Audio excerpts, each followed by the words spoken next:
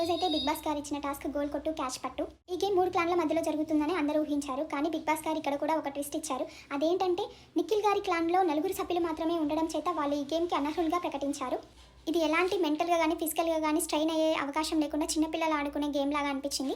ఈరోజు టాస్క్లో నాకైతే ఎలాంటి మజా దొరకలేదు. ఇదైతే నైనిక క్లాన్ మరియు యష్మి క్లాన్ మధ్యలో జరిగింది. ఈ war Yashmika clan Nainika clan మీద ఒక గోల్ చేయడం వల్ల ఫస్ట్ రౌండ్లోనే వీళ్ళు విజేతలుగా నిలిచారు. వీళ్ళు సెకండ్ రౌండ్ కూడా ఆడలేదు. నైనిక క్లాన్ 2 రౌండ్లు ఆడినా కానీ ఒక గోల్ కూడా చేయకుండా యష్మి క్లాన్ మీద చిత్తుగా ఓడిపోయారు.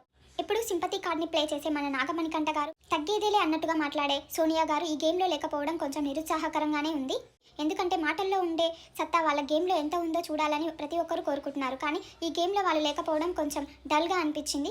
గేమ్ కూడా అంత సీరియస్గా అయితే ఏం లేదు. ఈసారి చాలా సింపుల్ గేమ్ అయితే కండక్ట్ చేశారు. మేబీ ఎలిమినేషన్ లేదేమో, అందుకే ఇంత సింపుల్గా కండక్ట్ చేశారు అని నేను అనుకుంటున్నాను. నాగమణికంఠ గారి గేమ్ కోసం అయితే ఎంతమంది ఎదురు చూస్తున్నారో కామెంట్ రూపంలో తెలియజేయండి.